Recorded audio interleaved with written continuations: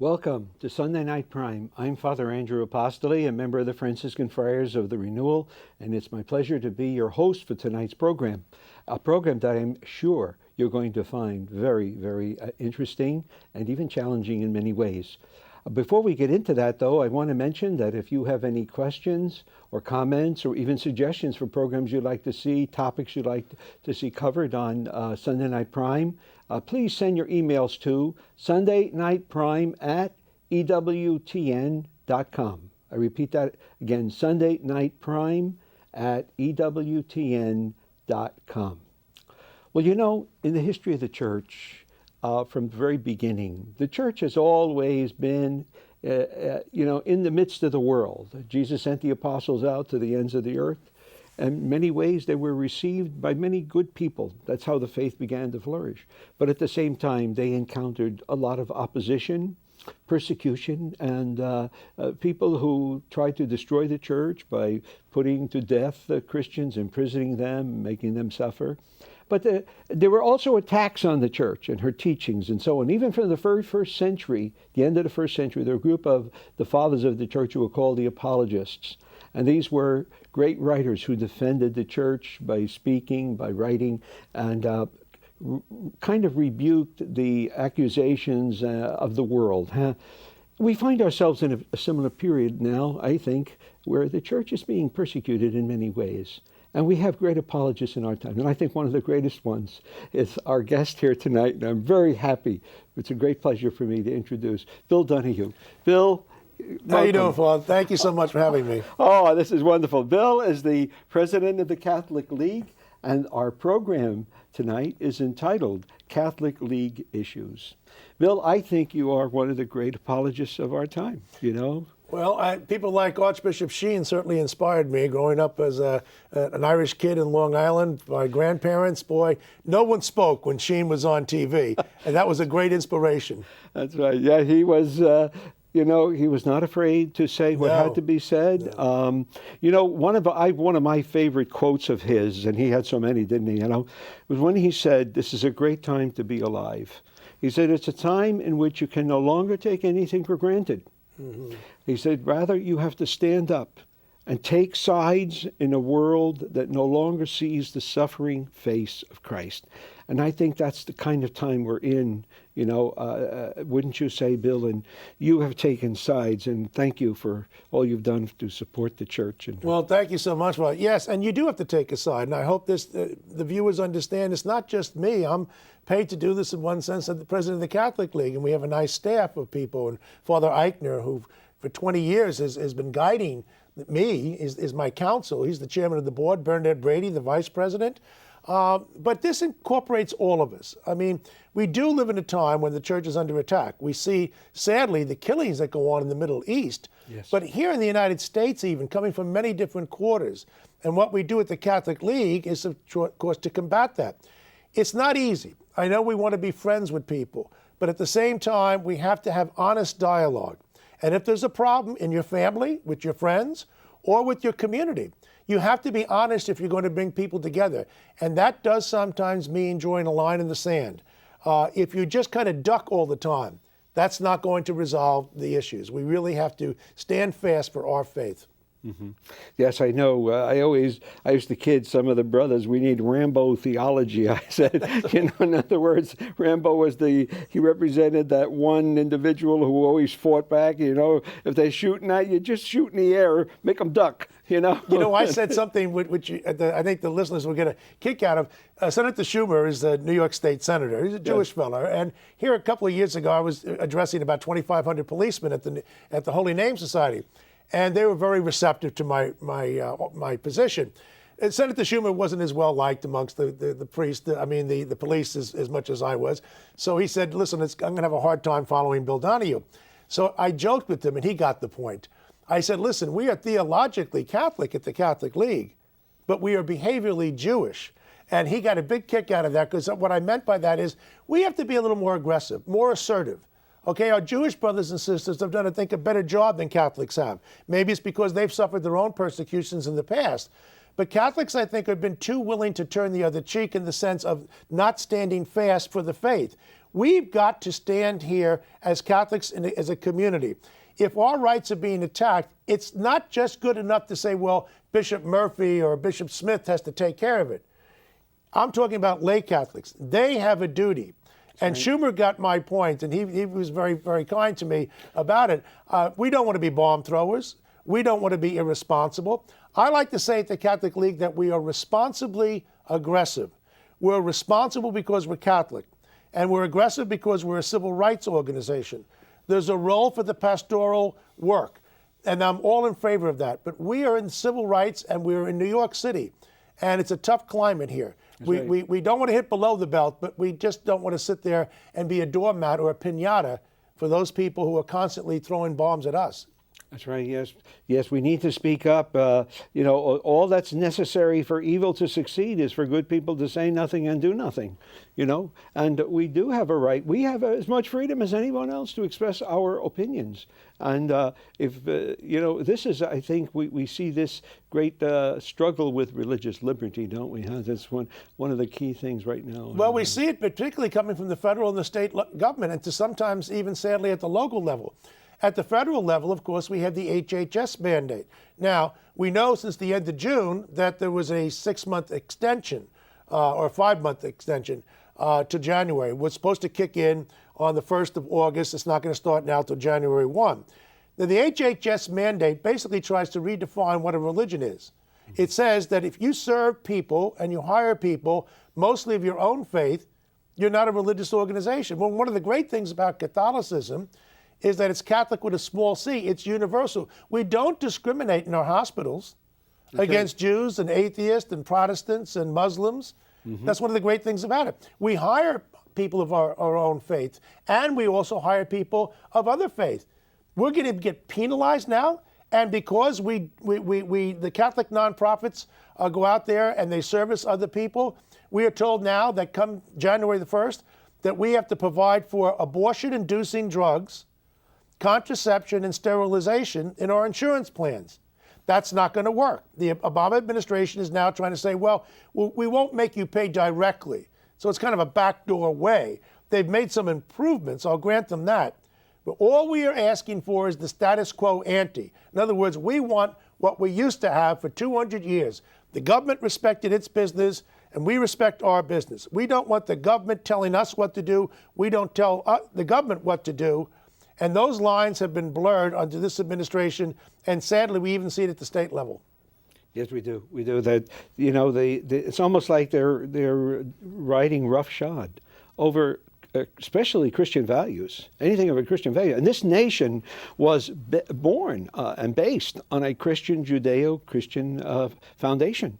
You know, you can't take that foundation out without the whole building collapsing. At some point, it's not going to work. And we're getting it from both sides. We're getting it from the culture, basically from Hollywood, from the media, what goes on television. We're also getting it from the government, from the federal government and the state government. We also see, unfortunately, in education, from K right through graduate school. I mean, there are things said about the Catholic Church which are not said about Muslims and Jews, and I don't want anything negative to be said about Muslims and Jews. Make that clear. I want the equality which says that we're treated as fairly as Muslims and Jews and as African Americans and others in the classroom. But there's a field day. They're taking shots at us. Why? Well, we're a big, fat, rich target. I understand that. We have a pope in charge of a world religion around for 2,000 years. We stand for traditional morality. The evangelicals, who are our friends on these issues, they're too dispersed. Our Orthodox Jewish friends, they're too small. Muslims are kind of newcomers to our society. So we represent the big, fat target. And all I'm asking for is people to respect our religion. I don't care whether you agree with us all the time. Give us a respectful hearing. That's what the Catholic League is here for.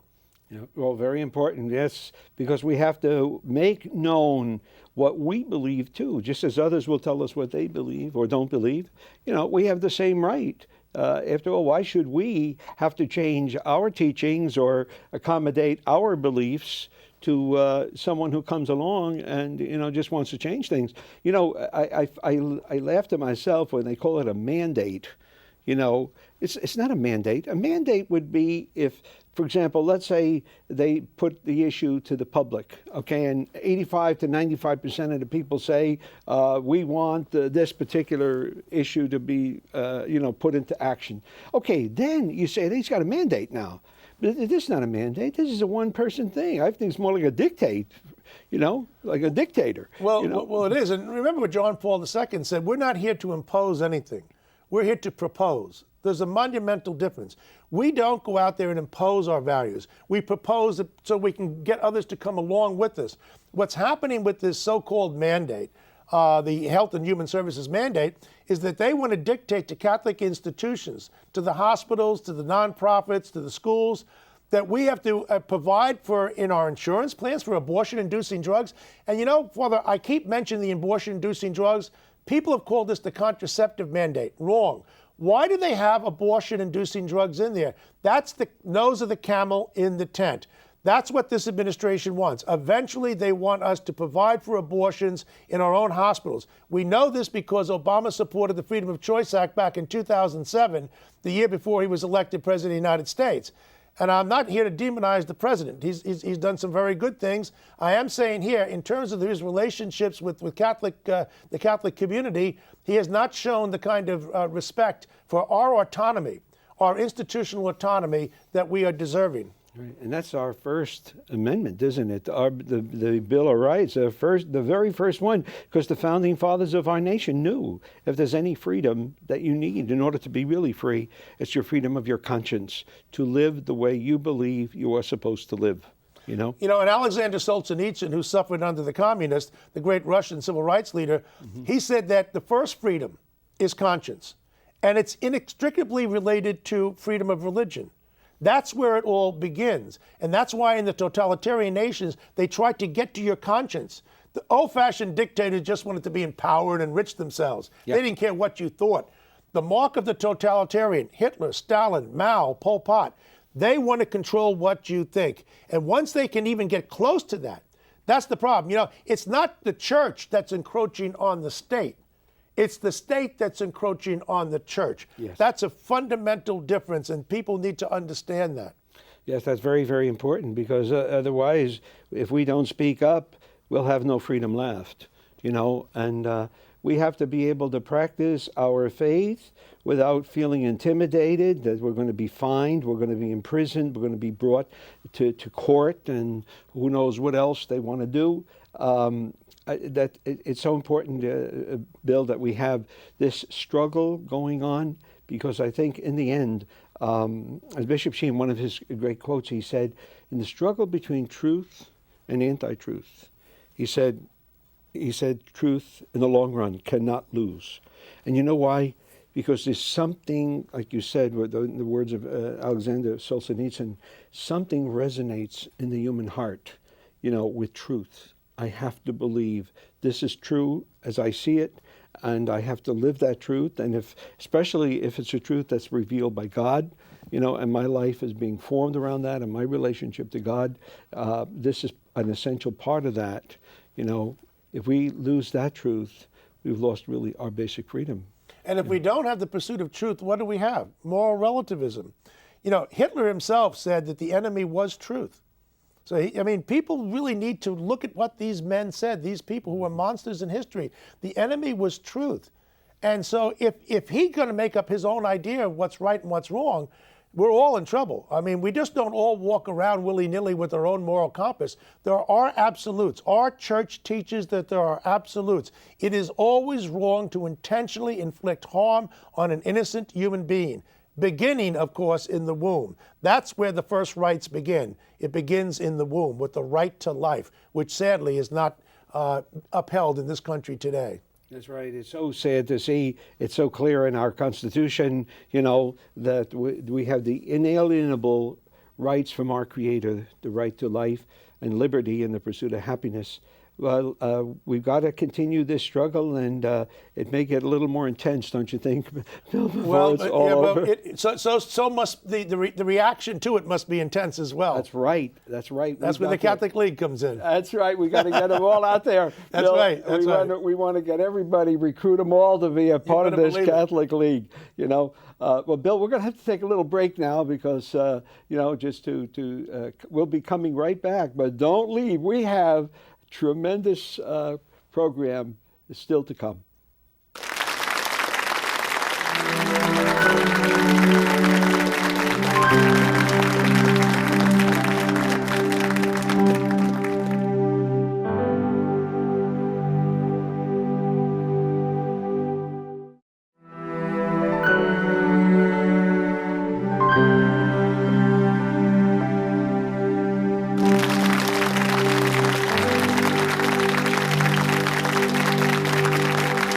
Welcome back to Sunday Night Prime.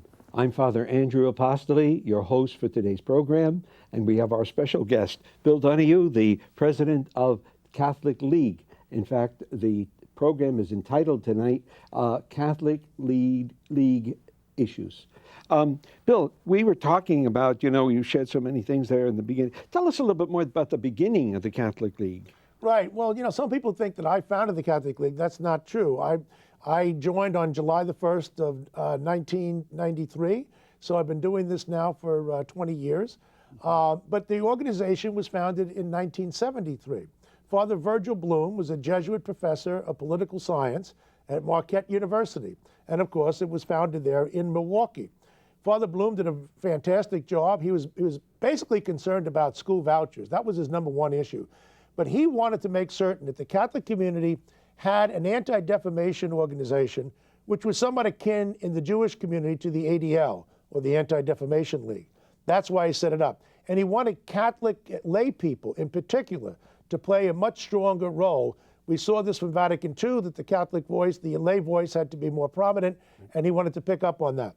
Now, he died in 1990. The Catholic League did suffer some rough times between 90 and 93. When I got a chance to pick up on it, Bishop Wuerl, he's now the cardinal of the Archbishop of Washington, but he was a bishop out in Pittsburgh at the time, and I was a professor out there at La Roche College in a small Catholic school. And he asked me to set up a Catholic League chapter there. Well, as things turned out, there was a need for a Catholic League president. And so the New York office made an appeal to me. They moved their offices first to Pennsylvania, then to New York City. So I've been doing it for 20 years. And yes, we're still, unfortunately, still fighting for school vouchers, but of course, the net has widened. I have seen in my 20 years the hostility, the venom, the intensity of the anti-Catholicism is astounding. Toward the institutional church, in terms of individual Catholics, we've made progress. In other words, Catholics on the job and at school are, for the most part, not discriminated against. And this is the problem I have with a lot of lay Catholics. They say, well, in my life, I'm going along pretty well, and I got my 401k, and my kids are in good schools. But what about the church? The way it's portrayed on television, on the big screen, in the schools, in the workplace, these activist organizations, the government, the artistic community. If you don't like what's been going on there in the media, then you have a moral obligation to fight back, and don't just pitch this off to the bishops and the cardinals. They have enough work to do these days. Lay Catholics have to become more vocal. Right. I think when lay people begin to express themselves, I think the people who produce these things, the advertisers who support these programs, if they start hearing, well, we're going to boycott, didn't that happen, I think, to one of the groups that was suffering from, I forget what it was. It was a couple of them. One was, I think, a restaurant chain, and they got so many people coming to the, Chick-fil-A. Chick-fil-A, right, yeah. Right. And there were so many people went that they were happy that they were discriminated against. That's true. But there was a person who took a stand, I understand. He said, I'm a Christian, I don't believe in this, and I'm not going to support that. Right, exactly. And that's what we need to do. We need to step up to the plate. Yeah. There's a lot of people out there that are very good people at heart. But I think what you touched on, Bill, is that these people have not been challenged to take up stand up. As Bishop, we've said that quote of Bishop Sheen, this is the time to stand up and take sides. You know, we can't wait until we've lost every battle and there's nothing left to pick up. You know, we That's need to right. defend what we have and turn it into something really good, even more. And one of the most invidious concepts that we have today, and unfortunately it's coming from government, Hillary Clinton was the first person to voice it, and President Obama has also voiced it, and that is they're saying that we have a freedom to worship. Well, I'm sorry. I already have freedom to worship in my church or my synagogue or my mosque. I don't need the government to give me permission. But what they want to do, when they use the word freedom to worship, as opposed to freedom of religion, they pick their words very, very carefully. Freedom of religion has a public expression. The idea for me, I will get involved in the public square. I'll get involved in my school board. I'll get involved in protesting pornography, or if I think that the government is encroaching on my religion. What they want is an insular idea. Their idea is to privatize religion. Their idea is to say, you go to church and say your rosaries and leave the driving of the culture to us. We Catholics have to say, no, we want to be a part of that bus that drives the culture. We want to be at the steering wheel. We have a right like every other citizen in this country, and you're not going to contain religion by saying all you're allowed to do is to worship in the church. No, we have a right to publicly express ourselves, and we have to stand back. And people have to understand, when you hear those terms, freedom of worship, we respect that. We should say to them, sorry, time out here. I want freedom of religion. I want to be able to publicly ventilate my religion. Don't tell me it has to be contained within the walls of my church. That's right. Yeah, that's where they try to silence us. That's right. And we need to help you people out there are listening very clearly and carefully to what Bill is saying, because how else will the voice of Christ get out there? Right. You know, we bring the gospel. We believe in this. We believe that the things Jesus taught us are good for everyone. And you know, we believe he is the Savior who came to bring eternal life to all who would follow the things that he told us. And that's why he commissioned us. I want you to be my witnesses to the very ends of the earth, and we continue that mission. So. And you know, you talk about how we have the right teachings here. That's what provoked me to write a book called Why Catholicism Matters. There we go. Okay, right here. There we go. It's out in paperback now, and I'm very proud of it. I can tell you, Father, you know, in the Catholic League, of course, we're here to defend the church and have the right. We have the right voice in the church. Now, most of my work is basically reacting against challenges to Catholicism. I'm fighting against anti-Catholicism. But why? Because I want the voice of the church to be heard. This book is wrapped around the 4 cardinal virtues of prudence and fortitude and temperance and justice. And what I'm trying to say is this. The philosophers throughout the ages have always had a quest. How do we have the good society? What is the recipe for the good society? And I'm saying it's right there in front of you. Mm-hmm. It's called the teachings of the Catholic Church. Again, we're not here to impose it. Mm-hmm. We're here to propose it. If every person on earth could follow the teachings of the Catholic Church, and I know that's a high bar to clear. I'd rather help people clear the bar as opposed to keep dumbing it down. Mm-hmm. If everybody could actually follow the teachings of the Catholic Church, grounded in the 10 Commandments, I'm telling you, Father, we would have the good society. I'd rather try and lose than opposed to just simply giving up and saying, well, you know, it's just too difficult for us. I might as well take the easy way out. Yeah, because we'll pay for that, and so will our families, our children, grandchildren, the generations to come will inherit not life but death. Unfortunately, especially the way we're headed, you know, in our society today. You know, when a Christian civilization collapses, it gets worse than it would have been had there been no Christian values in it, because the swing will be so extreme from one point to the other. Whereas if there lack those Christian values and, you know, basic pagan values, and the swing is not going to be that great. Well, that's right. I mean, look at just take one thing, freedom. Where did freedom come from? It came from the teachings of the Catholic Church. It came from natural law, from natural rights. Yes, Aristotle understood natural law, but it was Aquinas and others who gave it a Catholic cast to it. The first universities. Look, the Greeks and the Romans gave us loads of scholars. They didn't give us a single university. That was the Catholic Church, the work of the Irish monks in particular, in the monasteries. Mm-hmm. The great works of art and architecture and music We wanted to see what was pleasing to God. The idea, even people like Fareed Zakaria, who's not Catholic, a CNN reporter, has said, listen, if you want to look at the beginning of freedom, it was the Catholic Church standing up against the temporal powers, against state power, against the royals, against authority. That's where it came about. Western civilization is what gave birth to freedom. And of course, it's the Catholic Church which gave birth to Western civilization. They didn't even have a word in the Japanese and English and Chinese language for freedom until the 19th century. Wow. So we should be proud of that record. Too often, we're the ones who are being cast aspersions upon in the schools. And I spent 20 years in education, all in Catholic institutions, from kindergarten right up through graduate school. I still teach at NYU once in a while for the PhDs there. But I'll tell you, I saw the work of the Catholic Church in the ghetto. I worked in Spanish Harlem with indigent Puerto Ricans and blacks. The black kids were mostly not Catholic. Their parents sent them there. The mother sent them there because they wanted to be safe and get a good education. I've seen firsthand the good work that the Catholic education can do. And that's why I take great umbrage at those people out there who do nothing but disrespect us. Yeah, that's right. Yeah, it's unfortunate. They do not know and do not appreciate the history of what's come to us.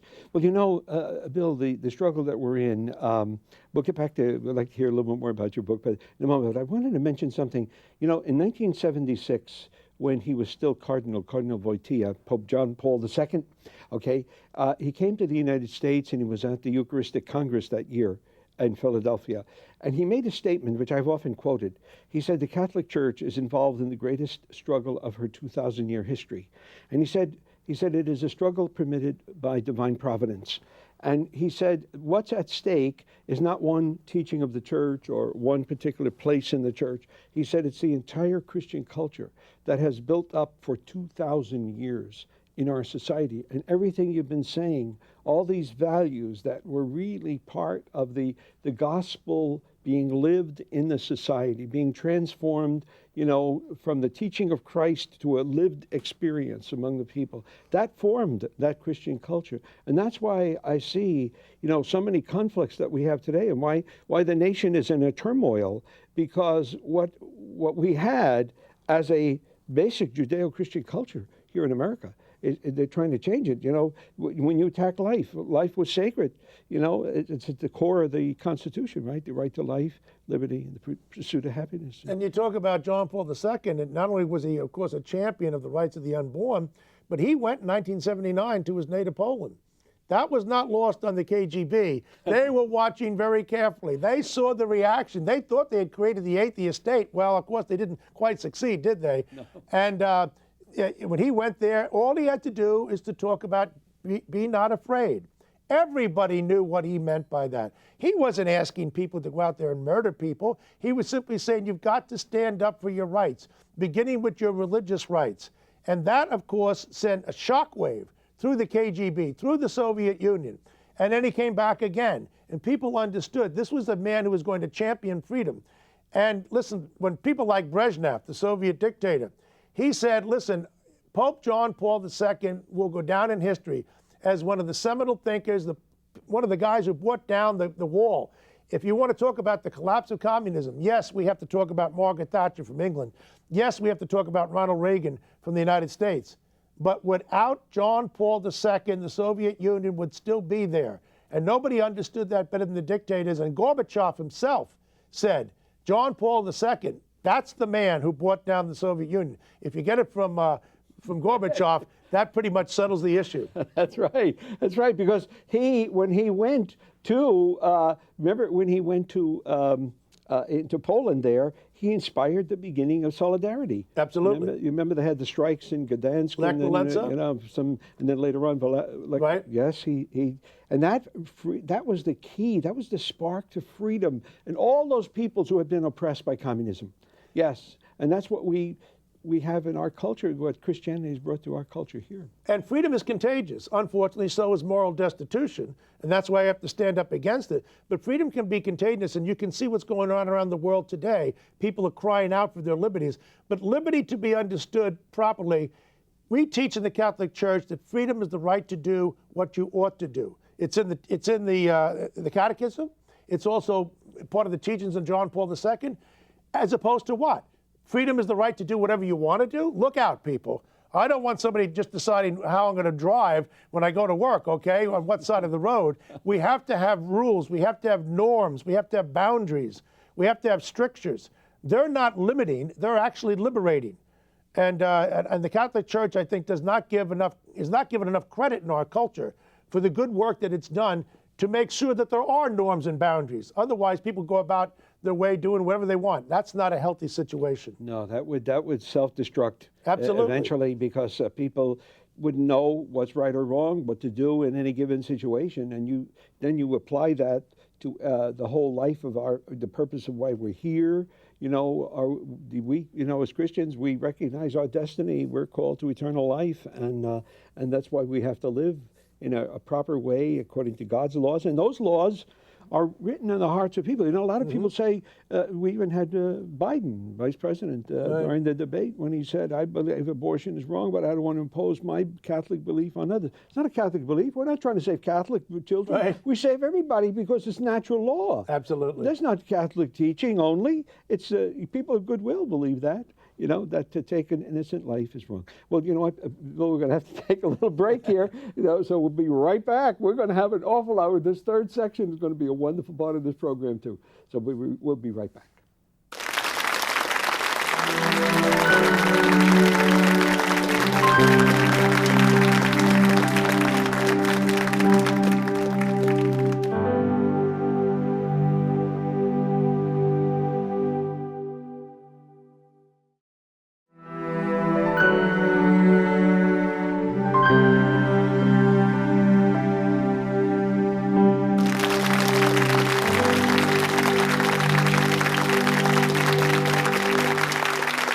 Hi, welcome back to Sunday Night Prime. I'm Father Andrew Apostoli, your host for today's program, and our wonderful guest is Bill Donohue, the president of the Catholic League. Well, Bill, you've been with the Catholic League for 20 years. In fact, yesterday was the anniversary of your 20th anniversary. So congratulations. Thank you so much. Now, I'm sure in 20 years, you've had a lot of big issues, a lot of big events. I think it would really be so, encouraging to our people to hear. Why don't you share some of those, the highlights of what you see as you look back? Sure. Well, I tell you, back in the 90s, I had two major fights dealing with the artistic community. One was in 1998. There was a play put on in Broadway called Corpus Christi. It depicted Jesus having sex with the 12 apostles. An incredible play by an ex-Catholic homosexual, Terrence McNally. I was so angered by it that I decided that we should have a demonstration out in front of the theater.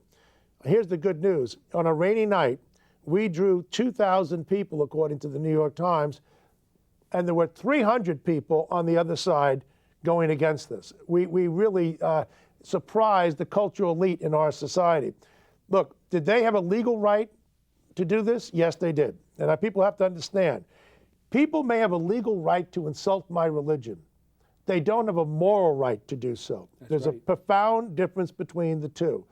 And we had the problem the next year in 1999 when they put on our Blessed Mother a portrait of her putting elephant dung and pornographic pictures on our Blessed Mother in a public-funded museum, the Brooklyn Museum of Art, in New York City, and we had a demonstration in front of that as well. I was there. Oh, you were there? Okay. I was saying the rosary. Well, see, and that's the way it should be done.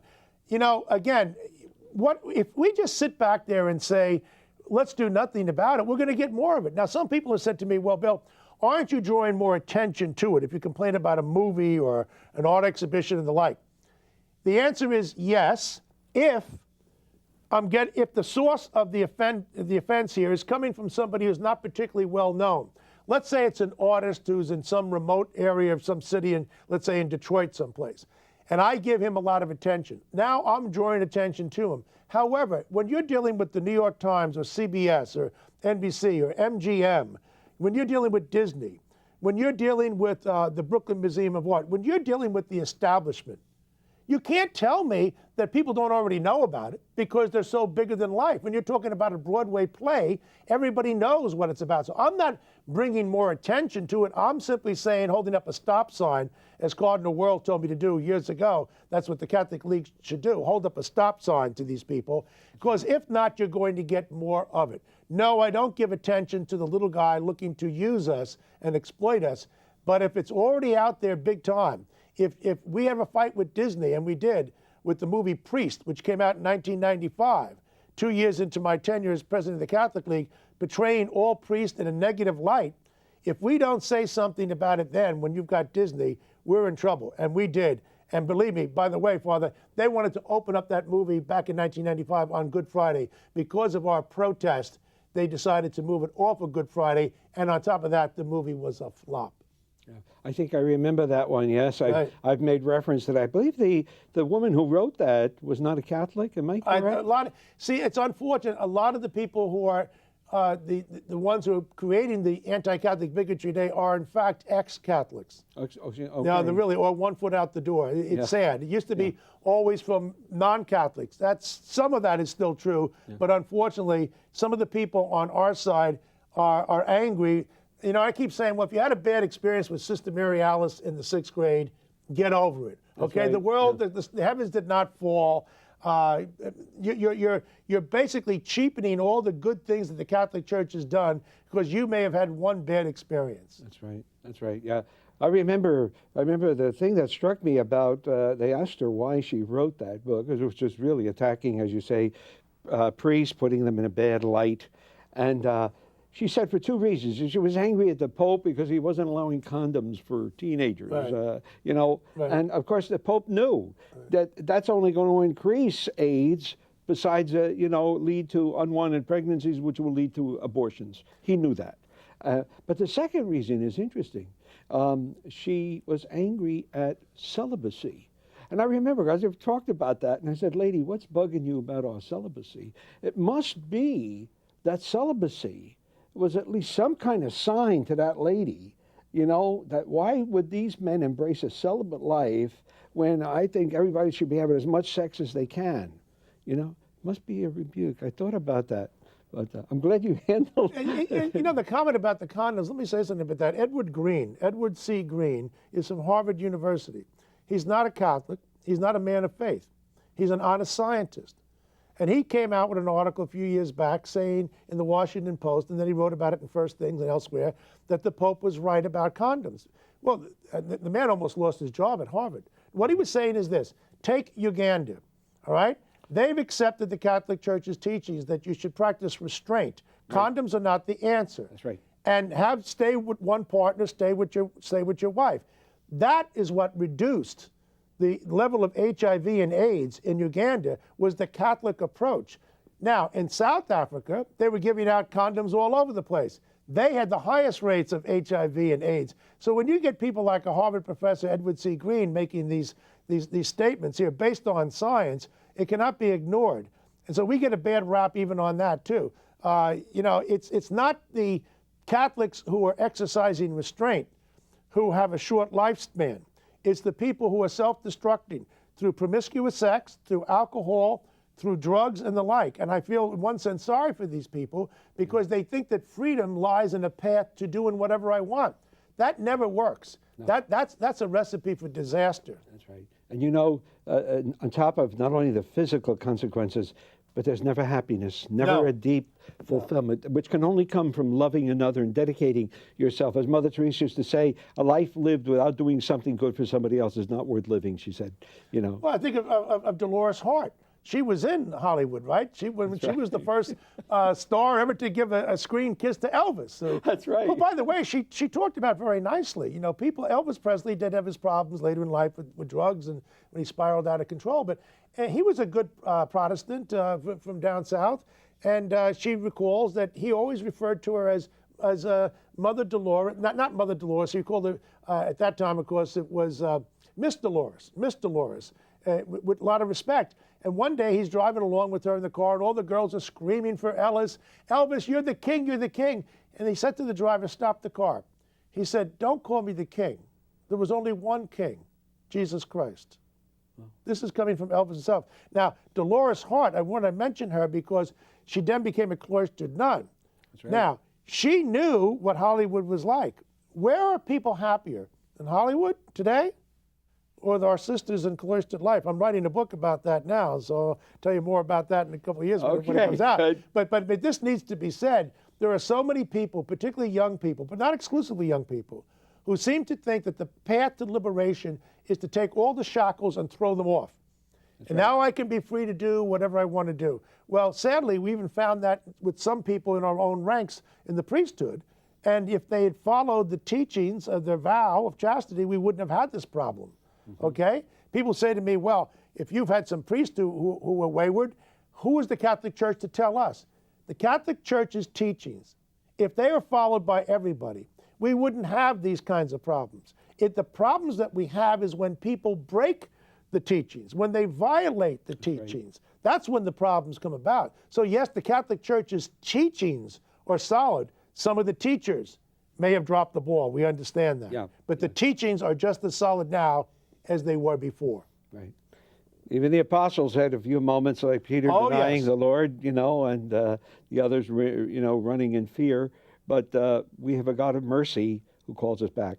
Now, Bill, I'm sure we only did a couple of years of your 20 years here. How about any other, big events? And would you like to share? I take a certain degree of pride that we sent a message. There was a trilogy written by an English atheist, Philip Pullman.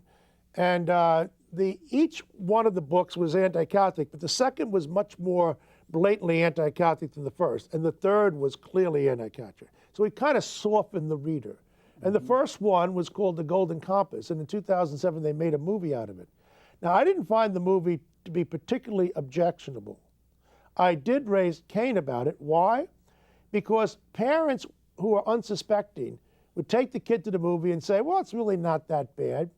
Then they may go out and buy the trilogy. Yeah. Now you're unwittingly introducing him to the virtues of atheism and the horrors of Catholicism, and then that would pave the way to make a screen adaptation of the second volume of the trilogy until you finally got to the last one, and it's blatantly anti-Catholic. Well, I raised a fuss about it, and we took out ads, and we had major demonstrations. And guess what? Philip Pullman says, I can't deal with Donohue any longer. He says, we're not going to do the second and third ones whatsoever. So sometimes you have to be out in front on people. I'm very proud of the fact that I defended Mel Gibson. The guy's had some of his own problems, poor Mel himself. But I will say that movie, The Passion of the Christ, he was vilified. And what happened to him was unfair. They stole copies of the movie. They tried to destroy the man. I got to know him and to love him and do the best I could to defend that great movie, to tell people what happened with the Passion of Jesus Christ. And that was a long struggle. That went on for a couple of years. And we were able, I think, to succeed in getting a fair hearing for Mel Gibson's movie. That's the kind of thing that we do. We get involved in political campaigns if necessary. And sometimes I'll go against the Republicans because I'm not a Republican. Or I'll go against the Democrats because I'm not a Democrat.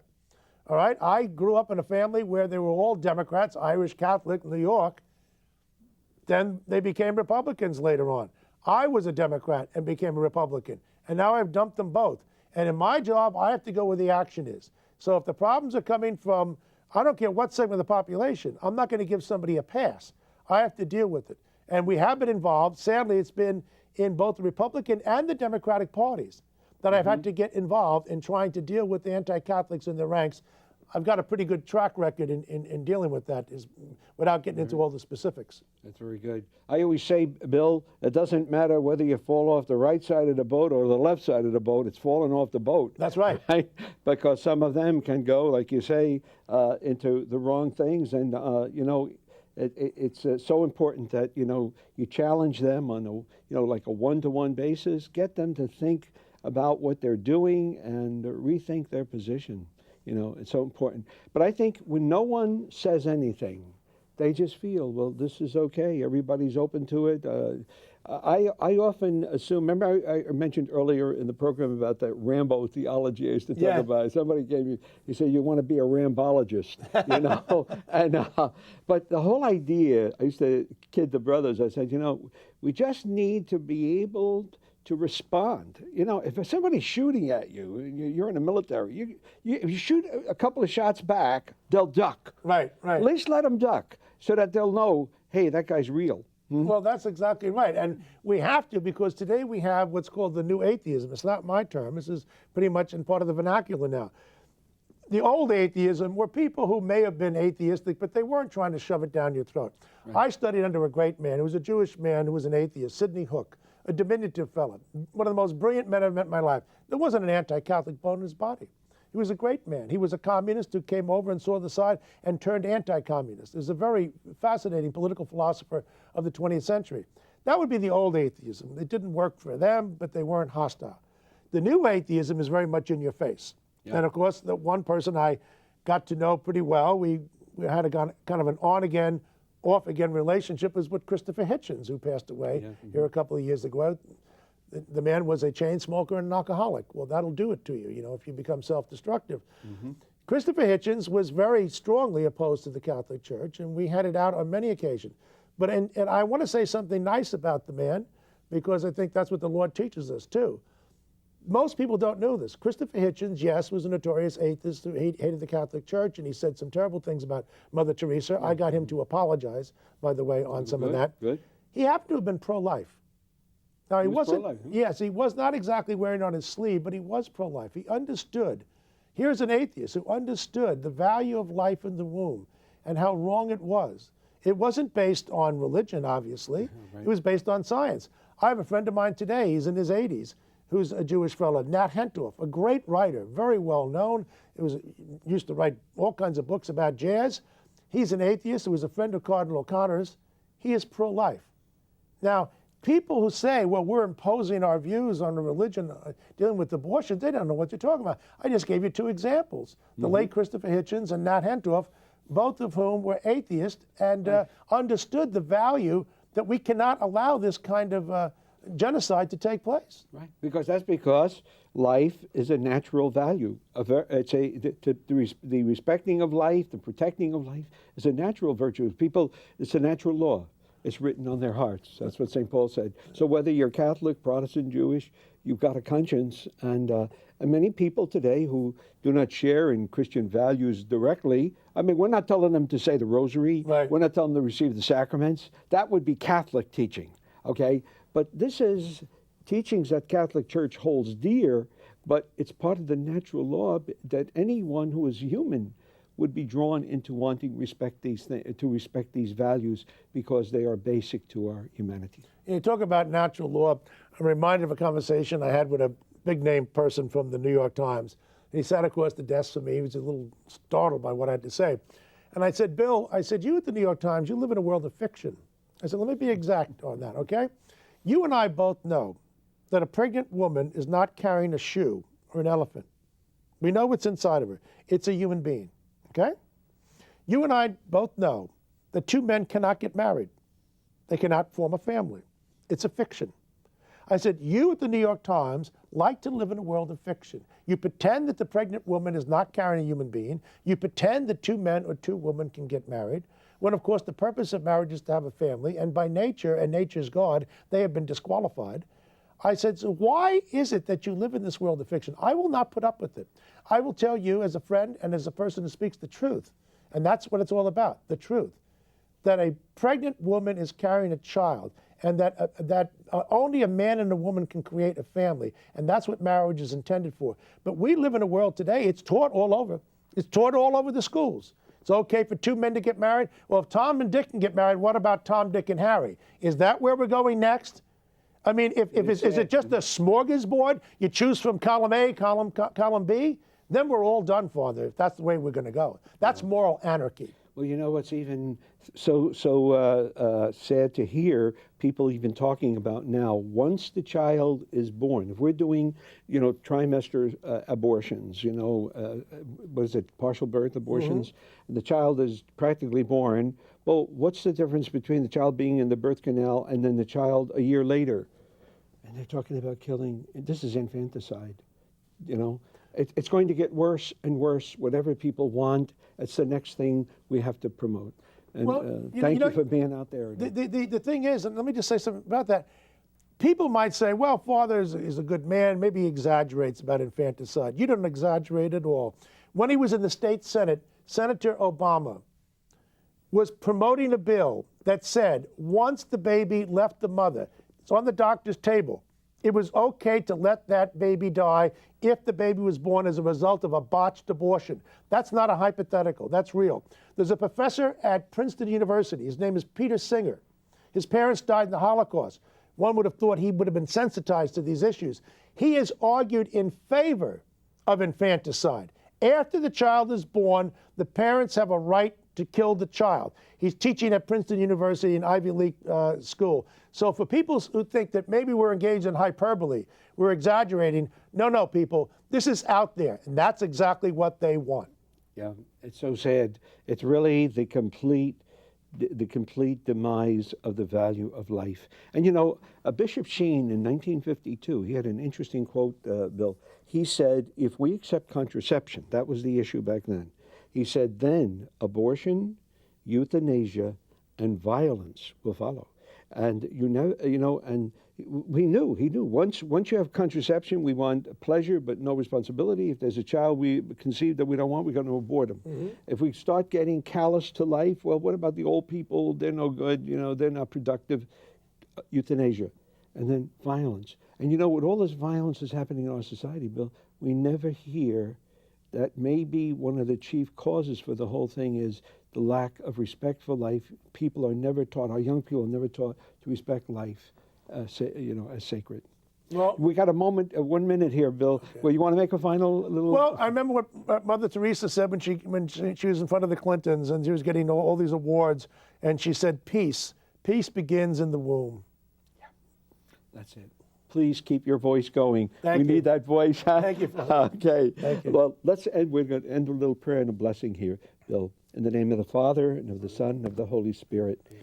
Heavenly Father, we thank you for raising up great apologists in our times. We thank you for Bill Donohue and his wonderful ministry. Please bless him and the Catholic League. And bless all our people, that they will also be Catholics who will speak out, and other people of good faith, to speak out for the truth so that all may hear it. And I want to give to all of you a blessing. I bless you in the name of the Father, and of the Son, and of the Holy Spirit. Amen. And may God love you. Well, Bill, we come to that part in the program now where we make a little appeal to our viewers. You've heard a wonderful program here today, and Bill is a great leader in the church in the whole area of apologetics, defending the faith, and we need that. And EWTN is one of the greatest instruments we have. Even Pope Benedict, had said that the Catholic Church needs EWTN. So please help to make it possible for EWTN to keep broadcasting the truth. People need to hear that so that their hearts may be formed in the right way. And so be as generous as you can. Remember EWTN in your prayers, but especially in your donations. As I say, be as generous as you can. And as Mother always said, put your donation between your payment for your telephone bill and your electric bill. God will reward you very much. So God love you now, and peace be with you.